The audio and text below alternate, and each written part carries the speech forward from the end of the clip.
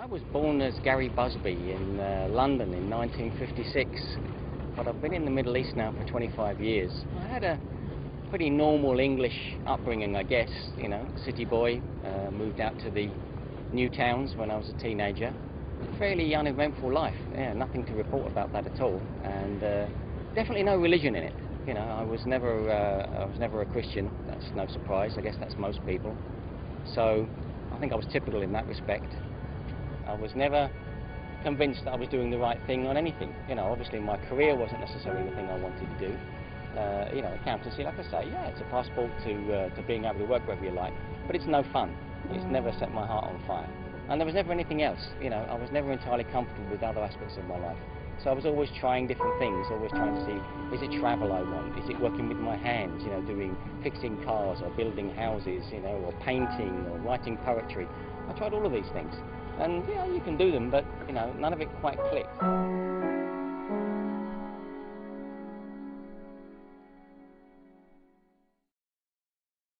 I found myself going to Bahrain in the summer of 1984. It was kind of a bad day to arrive, the 1st of June. It was the 1st of Ramadan also. So I arrived in Bahrain to find that there was nothing to drink and nothing to eat, which was kind of interesting. That was a bit of positive immersion in the culture. On the other hand, some things were not what I expected. On the way over, I'd grabbed my phrase book and I was trying to learn a few things. I was learning to say, Ahlan wa sahlan, you know, hoping that people would say this to me back, you know, in welcome, you know, and I would say marhaba, and I would say assalamu alaikum. But they didn't do that. I got off the plane and a nice Bahraini man came up to me and said, "Hi, you Gary?" I said, "Yeah." He said, "Hi, I'm Ali. Nice to meet you." Shook my hand. Cadillac's parked over here. So it wasn't what I expected. And that's what I found after that, is that everyone was speaking English to me. So my hopes to be, I don't know, somehow some adventurer in Arabia and learning Arabic language and being immersed in the culture, so much of this was kind of washed away in the first couple of days. And I think it was probably quite at least a week later, I think I was walking in the souk in Manama, when I first really heard the adhan clearly. As I was walking in the souk and I heard the adhan, and I could hear it was a voice. It wasn't a bell. It wasn't a tune, you know, a ringtone. It was somebody saying something. So I asked somebody the next day. There was nobody around to ask it that day that I could rely on to ask. But I asked the next day, what was that? And there was a very nice Persian lady in the office, a good Muslim lady, and she explained to me. She said, "Oh, it says this." And I said, "Does it say every time like that?" And she said, "Yes, almost the same. One is slightly different, but mostly the same." I said, "Wow, that's amazing." And I said, "Does it work? I mean, they're asking people to come and they're coming." And she said, "Yes, that's the idea. They're asking them to come, so they come. It's as simple as that."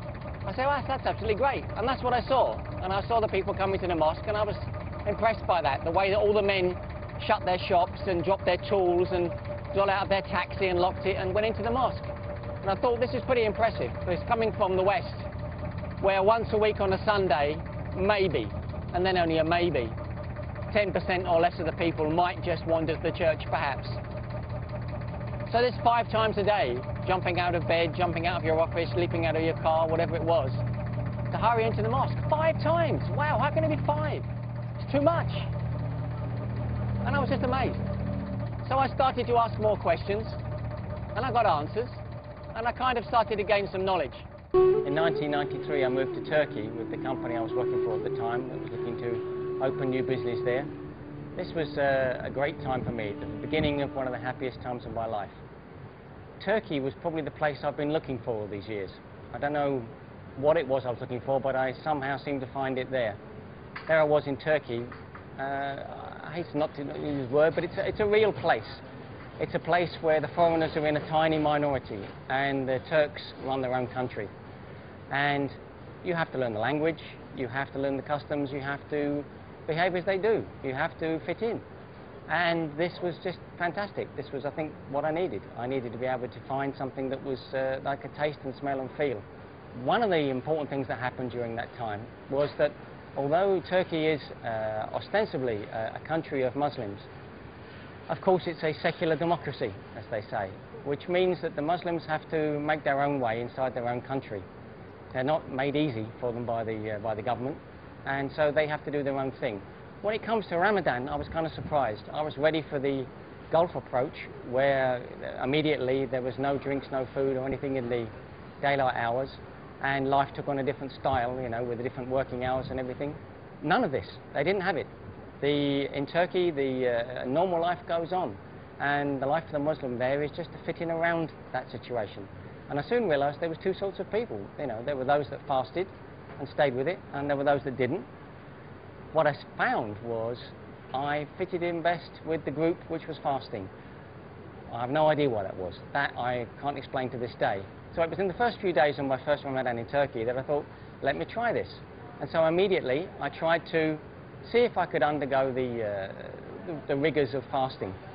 A little tough at first, obviously, because I'd never done it in my whole life. In the office during Ramadan, obviously half the people were fasting and half weren't. People had lunch in the office, or they didn't. Those of us that didn't, we waited through to the day, and when the day finished, around 5:30 or so, and the sun was starting to go down, we would start to gather in the canteen. And of course there was that fantastic air of anticipation, and this was the first time I'd experienced this. This was the first time I'd found myself surrounded by people who were focused on the idea that the iftar was coming, and that they were waiting for it, and that it was special. The atmosphere was magic. People were sitting around small bowls of dates. There were glasses of Iran, water, and people were waiting to have this. One guy with the radio pressed to his ear, because we were a long way out of town, we were in the countryside somewhere. A guy was waiting for the adhan on the radio, and eventually it would come, and he would say, "Yalla, it's now." And we would all dive on the dates, and immediately the energy would start to come back into the room, and people would start to talk. And the noise level would lift, and the people would start to laugh as they got some dates inside them, and some milk and some water and some juice. And the atmosphere was marvellous.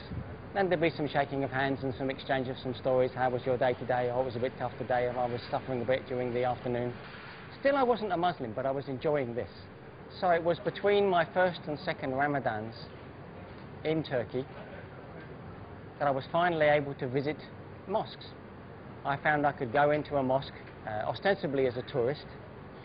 I was able to visit the famous Osmanli mosques of Istanbul, the mosques such as the Sultanahmet Jami, the Yeni Jami, Sultanahmet and Süleymaniye Jamis, all these great mosques that have been built by Mimar Sinan. And I was able to enter them, just giving salams to the guy on the door, going in, take off my shoes, sitting down. And this was, again, another revelation.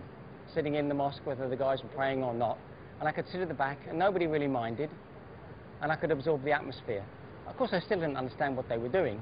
Up to this point, no one had given me a Quran. This is the amazing thing. I could now probably pass a GCSE or a baccalaureate in Islam because I'd read so much, so many textbooks, and spoken to so many people. I knew the life of the Prophet ﷺ. I knew many, many factual things, but what I didn't know was the Quran itself. Finally, one excellent guy, one Erkan Giray, a very fine man, a diplomat, Turkish diplomat, but he was visiting actually. Even though he wasn't living in Turkey. He met me and he said, this won't do. You really need to read the proper thing. You need to read the book. And he bought me a Yusuf Ali translation with the Arabic and the English in it, and a decent tafsir, a good quality print. He said, read this. Yeah, if you read this, then maybe you'll answer a few more of your questions. And so I did.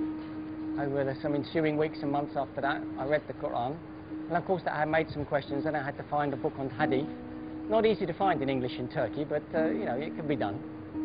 And I was able to read a bit more, and suddenly I had a lot of questions. Up to now, I've been satisfied with Islam as a very nice thing that everybody seemed to be enjoying. Everybody seemed to be happy with it, and it was part of their life, but it wasn't for me. Now I'd read it, and I realised, oh, really, this is for everybody. So what's my excuse? I didn't have an excuse. What I had was questions. Thousands and thousands of questions. بنور العظيم الكريم العزيز حكيم الرحيم الحليم السلام. So in 1997, after a very, very interesting 3.5 years in Turkey, I came back to Dubai through a series of coincidences of people you know and chance circumstances, but yet again Dubai brought me back. At the time I wasn't sure why. I couldn't think why I was coming back to Dubai, but I think I realised soon afterwards. I joined the Belhassa family business And there I found something a bit special. There I found someone who's your boss and is your friend. And quickly I became very close with some members of the family, particularly Majid Belhassa. And he kind of took me under his wing, and he discovered to his dismay that I'd learned a great deal about Islam, but I had not made any proper use of it. In other words, quite simply, I hadn't embraced Islam. After many conversations we'd had in the first year I was there, he came to me one day and he said, I think there might be some guys here who might be able to answer some of your questions at last, some European Muslims. Well, I've got this interesting idea that they can reintroduce the gold dinar and the silver dirham as the currency of the Muslims on a global basis. I, being an accountant and being General Smart Alex, said, absolutely no way, they must be nuts, no chance, forget it. And he said, fantastic, that's great, because we're having dinner with them tonight, so maybe you can tell them yourself. And I, in combative mood, said, yeah, sure, you know, yeah, I'll sort them out, I'll tell them why it doesn't work. And so we met these guys. There's two Spaniards, one German, as it was at the time, in that group. And we had a very interesting conversation. And this, of course, was the conversation I guess I've been waiting for a long, long time. So I asked my questions. It went on like this: 8 o'clock, 9 o'clock, 10 o'clock, 11 o'clock. The restaurant threw us out. We stood out in the street. Midnight passed. We still stood in the street. We stood there in Garhoud. The year was 2000. It was May. It was a Wednesday night, and about midnight or so, eventually, one of these guys said to me, so, have we answered all your questions? And I stood there with my hands on my hips, and I looked up at the sky, and I looked down at the ground, and all those things you do when you're searching desperately for an escape route, thinking, I must be able to get out of this somehow. I seem to have been cornered in this argument. And I said, no, I guess I've answered all the questions now. And they said, fine, then you need to come along on Friday and say the Shahada. And I said, what? And by the time we shook hands and left that evening, I'd agreed that's what I would do. Sure enough, that Friday morning, I got up that morning and realised this was going to be a kind of a different day. I took ghusl and I went to see them. We had breakfast and we went round to the Grand Mosque in Jumeirah. It was for the Jummah prayer, so the place was full, really full. Now, I don't know how many, more than 1,000 men in there. Full up to the outside, inside, everywhere, and the Sheikh was as much surprised as I was to find himself with some white guy from heaven knows where, suddenly turning up to shake his hand to say, Ashhadu an la ilaha illallah wa ashhadu anna Muhammadan Rasulullah, for him. And we were very happy, and 800 or 1,000 men were also very happy. I was never been hugged so much. I was hugged to death. And I met some people that day who are still my friends now, people who I met in that mosque at that time are still my friends on a daily basis now. I had a very crazy day. I went around and I visited people's houses, local people's houses, 2 different mosques, and many things washed over me like a great big wave. And I found myself praying at home the next day and crying, not sure what to make of what I'd done, just knowing that I turned over a big page. Anyway, that page stayed turned. I've never looked back.